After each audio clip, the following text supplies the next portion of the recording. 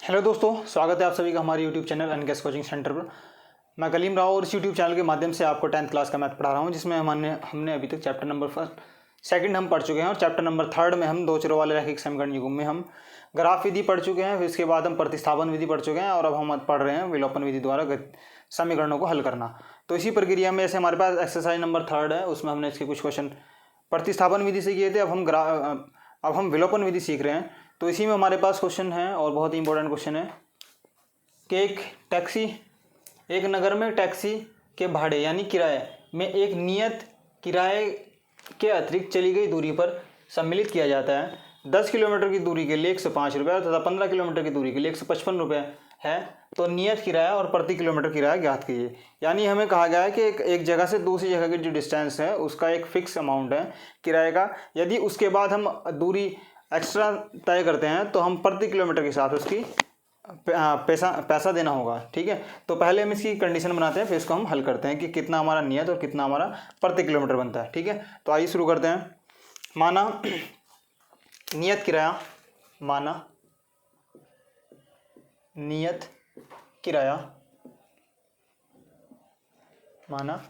किराया, बराबर x रुपये और प्रति किलोमीटर किराया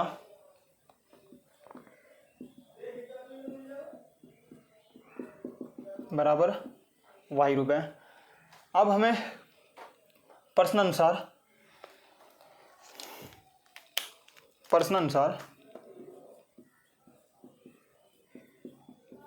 जो कहा गया है कि यदि 10 किलोमीटर के लिए तो इतना 105 रुपये बनता है। तो x या नियत किराया प्लस 10 किलोमीटर, नियत किराया प्लस 10 किलोमीटर अधिक, इसके लिए उसने पैसे जमा किए 105 रुपये। यानी x प्लस 10y बराबर 105 रुपये। ये हमारे पास पहली समीकरण है। फिर इसके बाद हमें कहा है कि 15 किलोमीटर का किराया, ये तो था हमारे पास 10 किलोमीटर के लिए। दूसरा हमारे पास है, ये था 10 किलोमीटर के लिए, 10 किलोमीटर के लिए। फिर ऐसे लिखते हैं हम 15 किलोमीटर के लिए नियत किराया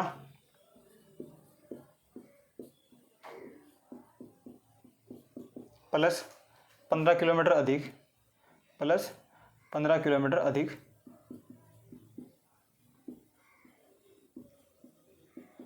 और इसका जो पैसा उसने जमा किया वो 155 रुपये। तब समीकरण हमारे पास बनती है x प्लस 15y बराबर 155, और ये हमारे पास समीकरण नंबर 2 बनती है। अभी तक हमने इन समीकरणों को प्रतिस्थापन विधि से हल किया था। अब हम इन समीकरण को विलोपन विधि से हल करने शुरू करते हैं। तो विलोपन विधि से हल करने पर,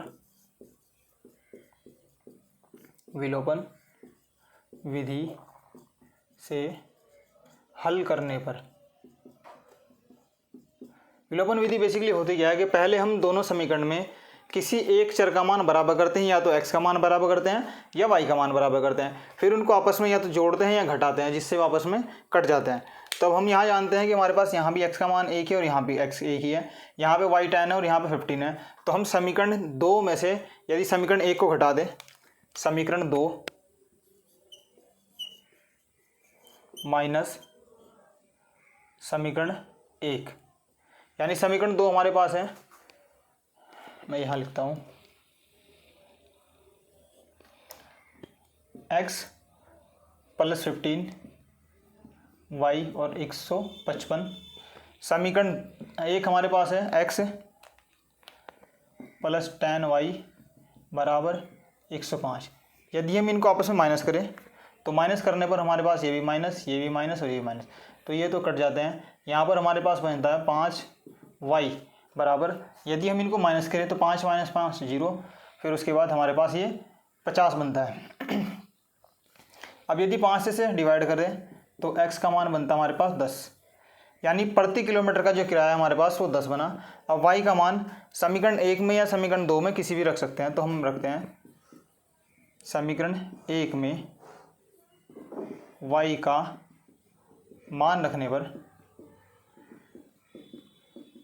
y का मान यदि हम समीकरण 1 में रखते हैं तो x प्लस टेन वाई बराबर था हमारे पास 105 और x plus ten into ten बराबर 105, x प्लस 100 बराबर 105 और x बराबर 105 माइनस 100, x बराबर हमारे पास बनता है 5।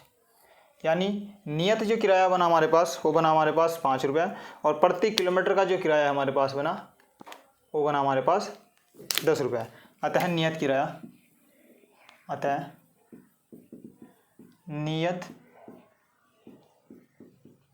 किराया x बराबर 5 रुपये और प्रति किलोमीटर किराया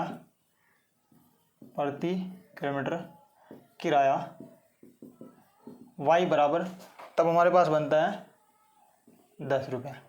तो ये है इस क्वेश्चन का आंसर। ठीक है, एक बार मैं दोबारा बता रहा हूँ इसको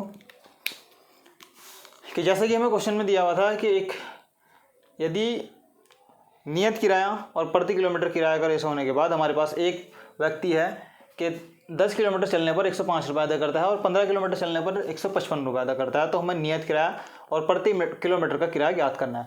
तो हम मानते हैं कि माना नियत किराया बराबर x रुपये और प्रति किलोमीटर किराया बराबर y रुपये। अब प्रश्नानुसार हमने क्या किया कि यदि नियत किराया प्लस 10 किलोमीटर अधिक करने पर हमारे पास 105 बनता है तो x प्लस टेन वाई बराबर 105 और 15 किलोमीटर के लिए हमारे पास नियत किराया प्लस 15 किलोमीटर अधिक तब हमारे पास बनता है 155 रुपये।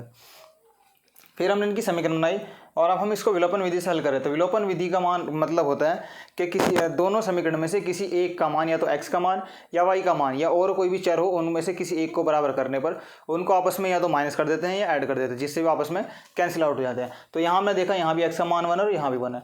तो हमने क्या किया, समीकरण 2 में से समीकरण 1 को माइनस करने पर, तो समीकरण 2 हमारे पास ये थी और समीकरण 1 ये थी, x से x कैंसिल आउट हुआ, यहाँ पर हमारे पास बना 5y = 15 और 5 से यदि डिवाइड करें तो y का मान 10, यानी हमारे पास प्रति किलोमीटर का किराया y बराबर 10 बना। फिर हमने ये मान यहाँ से उठाकर समीकरण 1 में रख दो, 1 में या समीकरण 2 में किसी में रख सकते हैं।